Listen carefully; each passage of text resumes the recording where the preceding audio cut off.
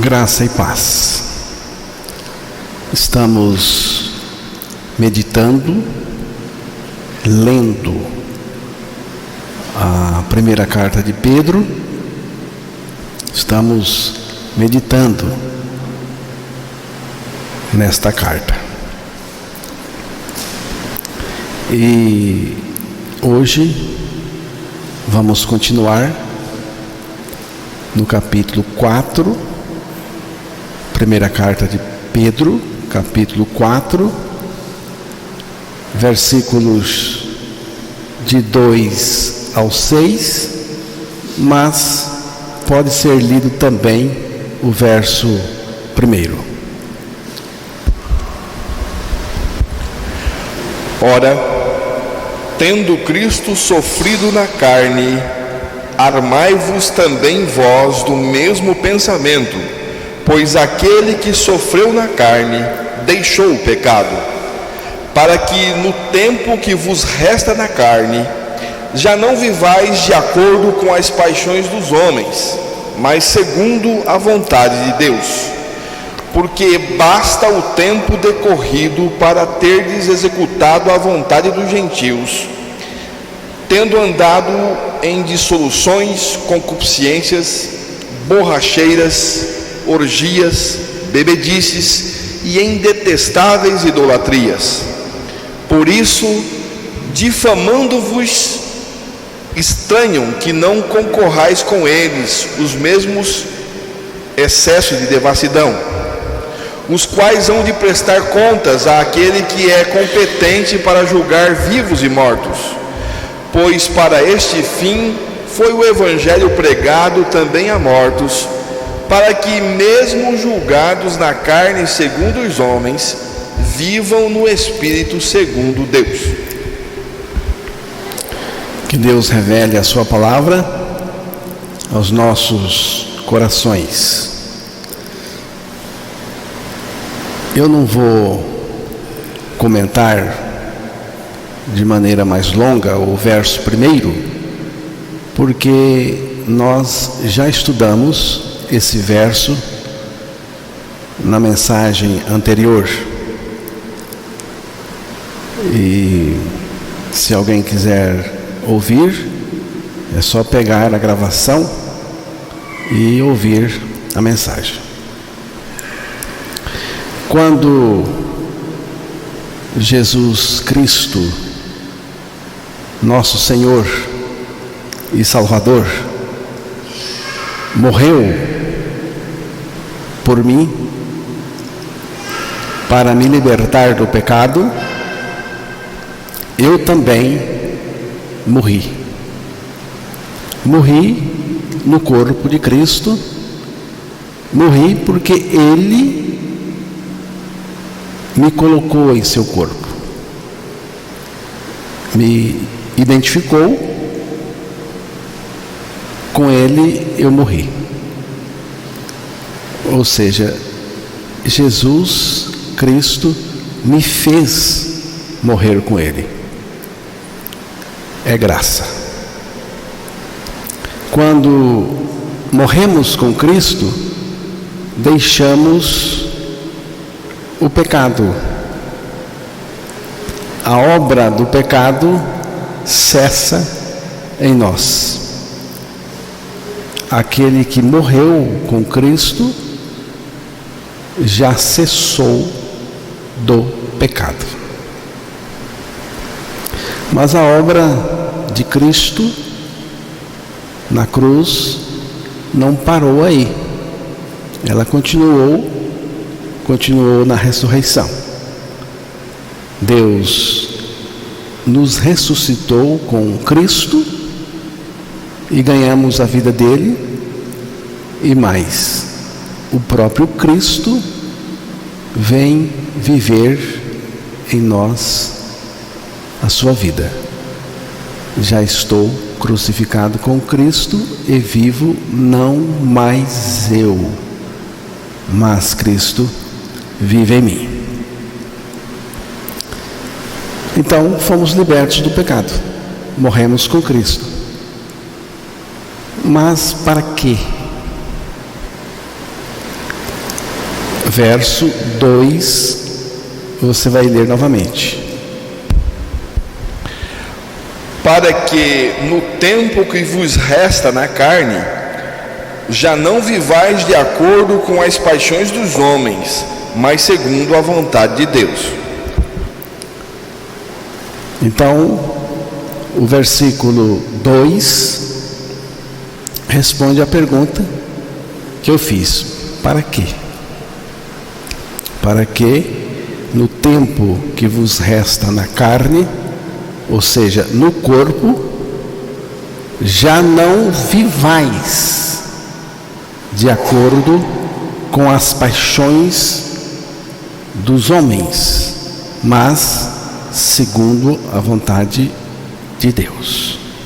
Você vê que tem aqui dois tempos, o antes e o depois. Antes da regeneração em Cristo,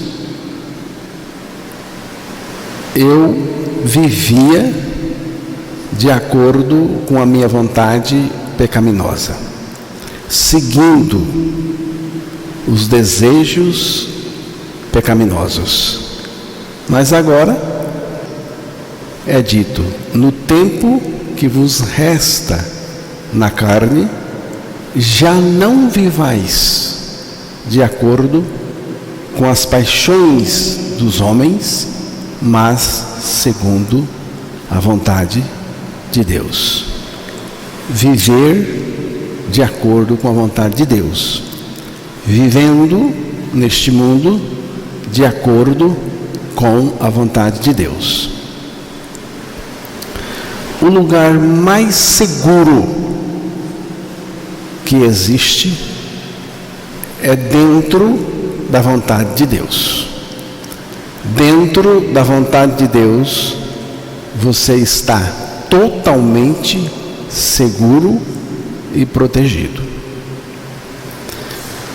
Quando nós estamos dentro da vontade de Deus, não importa o que aconteça. O que importa mesmo é a vontade de Deus. Você precisa entender isso. O que é que importa na nossa vida? Mas está acontecendo tanta coisa. Isso não importa. O que importa é a vontade de Deus para nós. A vontade de Deus é o centro da nossa experiência de fé.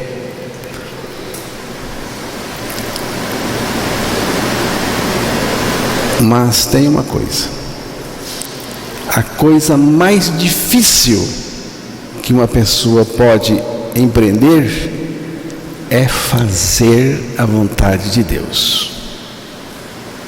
O ser humano no pecado não consegue fazer nem mesmo a sua própria vontade direito.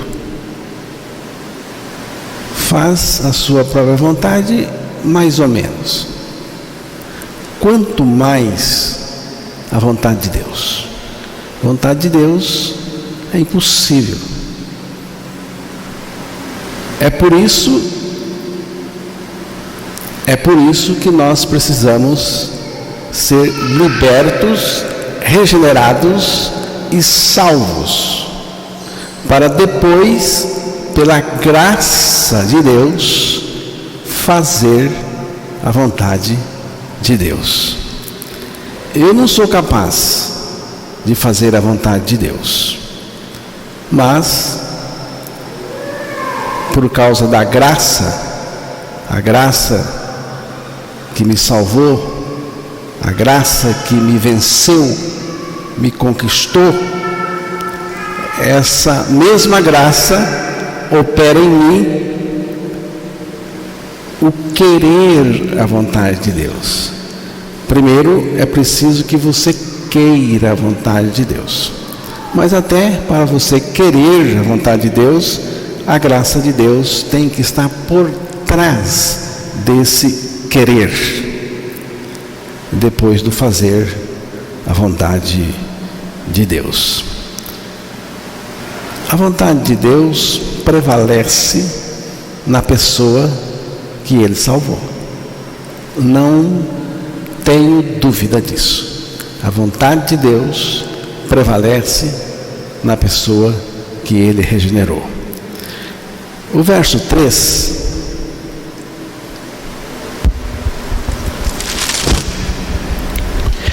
Porque basta o tempo decorrido para terdes executado a vontade dos gentios, tendo andado em dissoluções, concupiscências, borracheiras, orgias, bebedices e em detestáveis idolatrias. Então, Pedro está dizendo, nesse verso 3, que houve um tempo que nós seguíamos a nossa própria vontade ímpia, mas que Deus nos libertou. E Deus nos libertou por meio da nossa morte com Cristo e da nossa ressurreição juntamente com Cristo. E Cristo vive em nós. Agora sim, não mais eu, mas Cristo em mim. Não mais a minha vontade, mas a vontade de Deus. Não mais a vontade pecaminosa, a vontade dos gentios, como diz a palavra aí, mas a vontade de Deus. Qual é a vontade dos gentios? O que significa essa palavra gentios? São os pecadores. Os pecadores. Os pagãos. Então, qual é a vontade dos gentios, dos pecadores? Libertinagem, sensualidade, bebedeira. Bebedeira não faz parte da vontade de Deus, não. Orgias, dissoluções e detestável idolatria. A idolatria, irmãos, é algo detestável. Deus detesta idolatria. A palavra de Deus diz que idolatria é detestável. É um negócio terrível. E de onde vem a idolatria? Idolatria não é só ídolos externos que as pessoas adoram. Isso também é detestável. Não sou eu que estou dizendo. É a palavra de Deus. Mas idolatria também tem a ver com tudo aquilo que você coloca em primeiro lugar. E a idolatria tem a ver com a egolatria. Idolatria tem a ver com a egolatria. Egolatria é a fábrica de toda sorte de idolatria. Quais são os sintomas da idolatria? Ou melhor, quais são os sintomas da egolatria? Narcisismo, você sabe o que é, né? É o que mais está em voga hoje. Celular.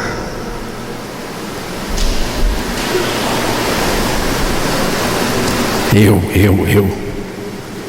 Deixa eu ver como eu estou. Se tiver um espelho, melhor ainda.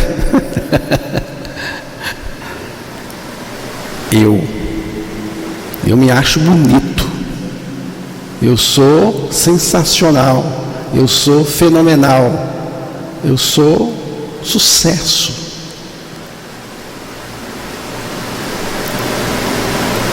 Conceito elevado de si mesmo. A pessoa se acha melhor do que todo mundo. Conceito elevado de si mesmo. Tem que baixar a bola, baixar o balão. Ou melhor, furar o balão, murchar totalmente.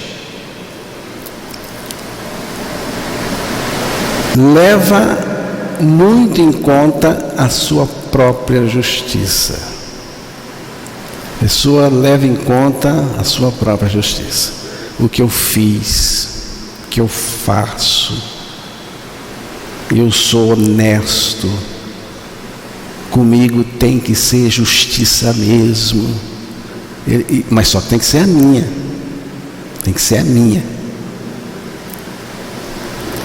Leva muito em conta os seus direitos, principalmente diante de Deus.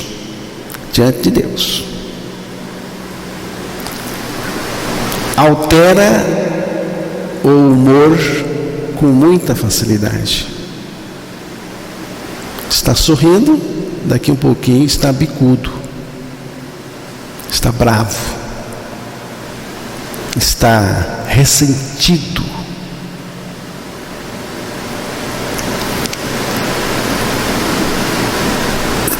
Ele acha que tem importância demais. A pessoa acha que é muito importante, que ele tem importância demais.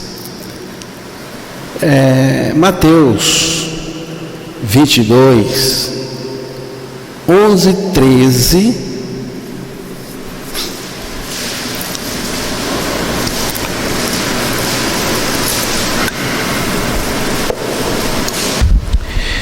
Entrando, porém, o rei para ver os que estavam à mesa, notou ali um homem que não trazia veste nupcial e perguntou-lhe: amigo, como entraste aqui sem veste nupcial? E ele emudeceu. Então ordenou o rei aos serventes: amarrai-o de pés e mãos e lançai-o para fora, nas trevas. Ali haverá choro e ranger de dentes. Você pode ler também o verso 1 e o 2, só para entender do que se trata essa parábola que Jesus contou. De novo, entrou Jesus a falar por parábolas, dizendo-lhes: o reino dos céus é semelhante a um rei que celebrou as bodas de seu filho. Veja bem, o rei que preparou um banquete de casamento para o seu filho. Esse rei estava casando o seu filho e ele preparou o melhor banquete de casamento para o seu filho. Também convidou muita gente para celebrar com ele o casamento do seu filho.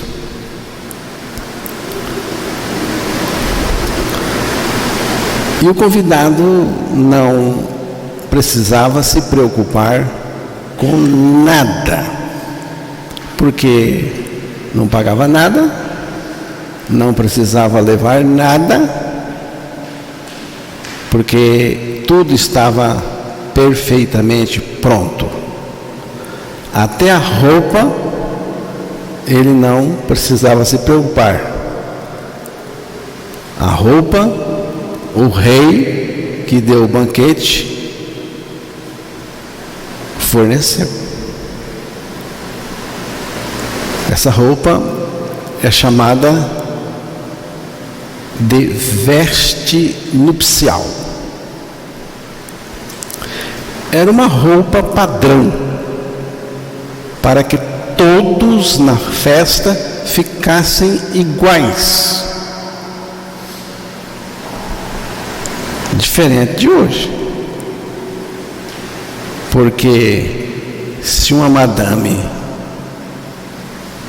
ver outra madame com o mesmo modelito, com o mesmo modelo, com o mesmo vestido, é capaz que dê confusão, ou pelo menos vai ficar ressentida, aborrecida.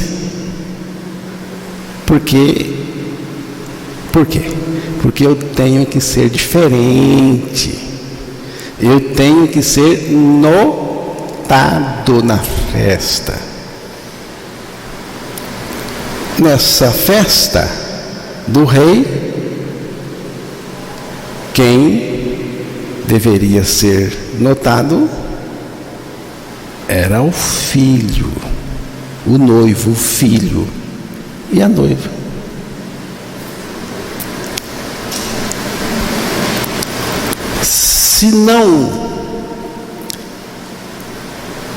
Se qualquer um fosse com a sua roupa, se não fosse assim, quem tinha condições vestiria uma roupa belíssima, cara. Mas quem não tinha, teria que ir com uma roupa comum. E aquele que vestiu a roupa cara iria envergonhar o que vestiu uma roupa qualquer.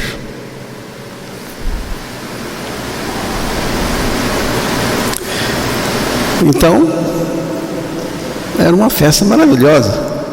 Eu mesmo iria gostar. Porque quando é festa, a gente gasta um dinheirão, hein? Atrás de roupa e tal.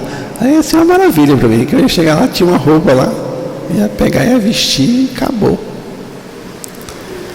Mas, sempre tem um mas. Alguém não quis a roupa nupcial e entrou com a sua própria roupa. Porque ele queria ser diferente. E isso tem a ver com o ego, egolatria. E o rei, entrando para ver os convidados, viu ali um homem que não estava trajado com veste de núpcias. E disse-lhe: amigo, como entraste aqui? Não penetra. Ele deu um jeito de entrar com a roupa dele. E disse-lhe: amigo, como entraste aqui, não tendo veste nupcial? E o homem emudeceu. Ele ficou calado, porque ele sabia que a consequência viria. Disse então o rei aos servos: amarrai-o de pés e mãos, levai-o e lançai-o nas trevas exteriores. Ali haverá pranto e ranger de dentes. A consequência aqui foi muito grave. Por que esse homem rejeitou a veste nupcial? Por quê? Talvez porque queria ser diferente, queria distinção, evidência, singularidade, celebridade. Ao invés de celebrar o casamento do filho do rei, ele preferiu ser uma celebridade na festa do rei. Ele desonrou o rei. Mas isso tudo tem a ver com o reino de Deus. Por isso que eu pedi para ler o verso 1 e 2, porque ali diz que o reino de Deus é semelhante. Jesus está falando do reino de Deus. O próprio Jesus, o Filho amado, é o noivo. E a igreja é a noiva. Essa roupa tipifica a justiça de Deus, simboliza, tipifica a graça, tipifica a salvação. Tipifica, irmãos, a mudança de vida. Minha vida velha e pecaminosa substituída pela vida de Cristo e mais propriamente dito pelo próprio Cristo em nós. Já estou crucificado com Cristo e vivo não mais eu, mas Cristo vive em mim. Você vê que esse eu terrível, esse eu pai da idolatria, ele tem que ser crucificado, ele tem que sair de cena para Cristo entrar e comandar tudo na pessoa. Se a pessoa não despir de si mesma, da sua justiça própria, da sua vida pecadora, e não vestir de Cristo, da sua justiça, na festa do reino de Deus, no reino de Deus, não vai entrar, não vai mesmo. Irmãos, nenhuma indumentária humana serve para Deus. Nenhuma indumentária humana serve para Deus. É tudo descartado. Só vamos participar da festa de Cristo, da festa do Evangelho, se Cristo for a minha identidade, a minha vida. Aí eu posso. Aí eu estou bem vestido. Tem um hino antigo que tem uma estrofe que diz assim: sou membro real da família de Deus, salvo por Cristo, vou indo para o céu, sou irmão de Jesus e de todos os seus. Não sei se você conhece. 1 Pedro 4:4.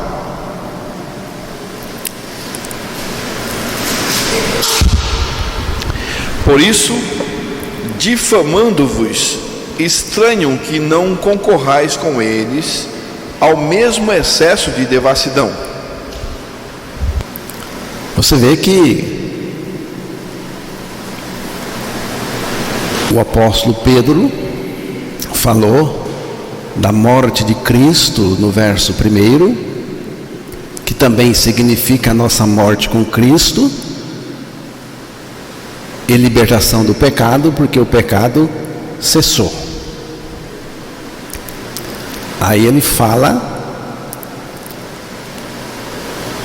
da vontade de Deus, que nós vamos viver agora de acordo com a vontade de Deus. E por isso, porque você foi liberto do pecado, porque você nasceu de novo, é um regenerado em Cristo, você está seguindo a vontade de Deus, pela graça de Deus. Por isso você é um estranho entre os gentios, um estranho entre os pecadores, um estranho neste mundo. Você é visto como uma pessoa diferente. Por isso, difamando-vos, estranham que não concorrais com eles ao mesmo excesso de devassidão. Você seguia com eles antes, mas agora você não segue mais. Você mudou, houve uma mudança. Por isso você se tornou esquisito. Pedro diz que por não fazermos mais a nossa vontade pecaminosa, mas a de Deus, nós vamos ser difamados, achincalhados, zombeados, escarnecidos. Isso tudo vai acontecer com a gente. Às vezes você não sabe que está sendo zombado, mofado. Você não está percebendo. Mas por causa da sua santidade, da sua honestidade, da vida de Cristo em você, você está sendo observado, atravessado por alguém. Você está sendo odiado por alguém. Porque senão a palavra de Deus estaria mentindo. E eu creio que ela não está mentindo. Os pecadores acham estranho que nós não seguimos com eles nas mesmas práticas pecaminosas. É estranho. Você não é corrupto. Você não pega da empresa alguma coisa para levar para casa. Você não entra no jogo. Você é muito chato. É isso. Certa vez uma moça nasceu de novo e ela tinha os seus amigos, lógico. Seus amigos de baladas. Mas ela nasceu de novo. E depois ela saiu com os amigos algumas vezes ainda. Mas sempre uma estranha entre eles. Por que estranha? Porque eles bebiam, ela que bebia, não bebia mais. Eles fumavam, ela que fumava também com eles, já não fumava mais. Eles se prostituíam, ela também, mas agora regenerada, ela não se prostitui mais. Então, chegou um momento que alguém do grupo disse assim: assim não dá, assim não dá, você está diferente. Por que você não faz as coisas que nós fazemos? Você agora está proibida? Não, eu não estou proibida fazer nada. Eu poderia fazer todas essas coisas que vocês fazem, mas eu não faço, porque Cristo é minha vida. Primeiro, eu morri para essas coisas que eu fazia antes e que vocês fazem agora. Segundo, Cristo vive em mim. Cristo é a minha vida. Cristo vive em mim a sua vida justa e santa. Agora eu estou na vontade de Deus. Aí a pessoa disse: então assim é melhor que você não ande com a gente. Eu disse: perfeitamente. O meu caminho agora é diferente mesmo. É assim, irmãos. Hoje é uma igreja misturada com o mundo. Ninguém sabe quem é quem. É lógico que não vai ser uma igreja odiada, uma igreja zombada pelo mundo, pelos pecadores, pois ela faz o mesmo. Rui Barbosa, que disse que de tanto fazer o que é errado, o homem iria ter vergonha de dizer que é honesto. E nós já chegamos nesse tempo. Uma deputada, não de agora, já faz tempo, uma deputada dançou para homenagear a corrupção. Mas se você falar para ela da vontade de Deus, ela será capaz de zombar de você. É disso que Pedro está dizendo. Somos vistos com estranheza. Somos vistos com estranheza pelos que seguem suas vidas, suas vontades pecaminosas, desejos pecaminosos. Em razão de não vivermos no pecado, mas na vontade de Deus, nós vamos ser insultados, zombados, debochados pelos praticantes do pecado. Então, irmãos, em razão de não vivermos mais no pecado, mas na vontade de Deus, nós vamos ser insultados, zombados, debochados pelos praticantes do pecado. Mas não esquente a cabeça. É normal. É assim mesmo. Não fique encorujado. Não fique encorujado como frango em dia de chuva. Nem fique irritado como galinha choca por causa dessas coisas. Galinha choca, ela fica irritada o tempo todo. Nós não devemos ser assim, porque essas coisas acontecem conosco. Afinal de contas, Cristo vive em nós. Ou não vive? Cristo vive em nós. Só de você dizer Cristo vive em mim, eu imagino que você já sabe muito bem como encarar tudo. Se é Cristo vive em mim, Cristo é maior do que tudo, irmãos. É maior do que as circunstâncias, é maior do que o pecado, é maior do que o mundo, é maior do que as injúrias, é maior do que o diabo. Ele vive em mim. 1 Pedro 4:5.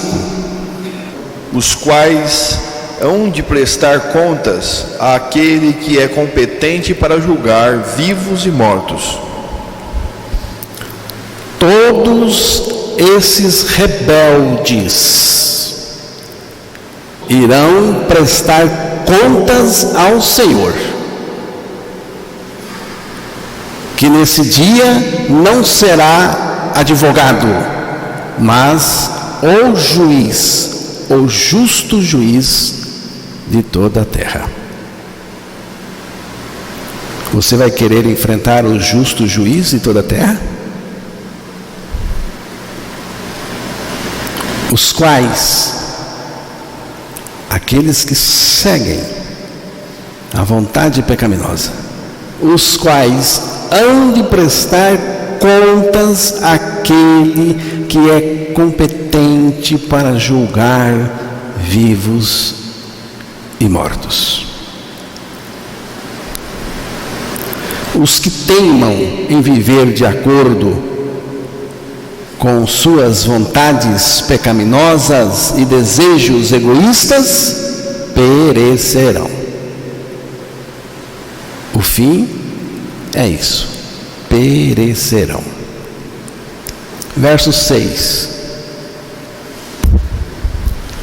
Pois para este fim foi o evangelho pregado também a mortos, para que, mesmo julgados na carne segundo os homens, vivam no espírito segundo Deus. Pois para este fim o evangelho foi pregado também a mortos, para que, mesmo julgados na carne segundo os homens, vivam no espírito segundo Deus. Mais uma vez deparamos com uma passagem difícil.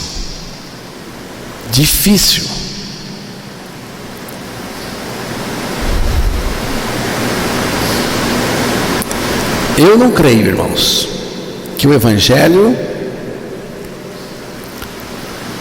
é pregado também para as pessoas que morreram, para as pessoas mortas, fisicamente falando. Por que eu não creio? Porque eu não creio na oportunidade da salvação depois da morte. A oportunidade é agora. A palavra de Deus garante que a salvação é agora. Você tem que ouvir o evangelho agora. Depois de morto fisicamente, não adianta mais nada. Não adianta mais nada, porque não haverá mais salvação. Quem está salvo, está salvo. Quem não está salvo, não está salvo. O salvo continua salvo e o perdido continua perdido depois da morte física. Então, o evangelho foi pregado para pessoas depois que morreram ou enquanto ainda estavam vivas? É uma pergunta. Aqui você vai ter muitas interpretações. Eu vou dar a minha. Eu creio que não haverá oportunidade para as pessoas serem salvas após a morte. Então, o evangelho não é pregado para os mortos fisicamente. Ao nosso ver, essas palavras se referem a indivíduos aos quais o evangelho foi pregado enquanto estavam vivos aqui na terra e que creram no evangelho, creram no Senhor, foram fiéis a Cristo, amaram o Senhor. Por isso, sofreram nas mãos dos homens perversos. E, em alguns casos, foram julgados, condenados e mortos. Foram fiéis a Cristo, amaram a Cristo, por isso sofreram nas mãos de homens perversos, e alguns foram julgados, condenados e mortos fisicamente. O texto dá essa pista. Pois para este fim foi o Evangelho pregado também a mortos, para que, mesmo julgados na carne, segundo os homens, estão vendo? Os homens julgaram e condenaram essas pessoas, e algumas delas foram mortas, mas elas vivem no Espírito, vivem com o Senhor.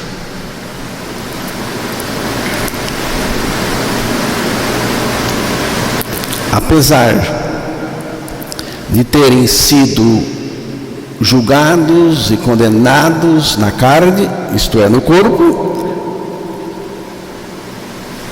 pelos homens, foram justificados pelo Senhor e hoje estão com o Senhor, aguardando a ressurreição do corpo. Estavam vivos quando ouviram o Evangelho, mas agora estão fisicamente mortos. Apesar de terem sido considerados loucos pelos homens, foram honrados por Deus. E hoje, seu espírito está no céu. A pregação do Evangelho produz dois efeitos em quem crê: a censura dos homens e a aprovação de Deus. A censura dos homens e a aprovação de Deus. Amém?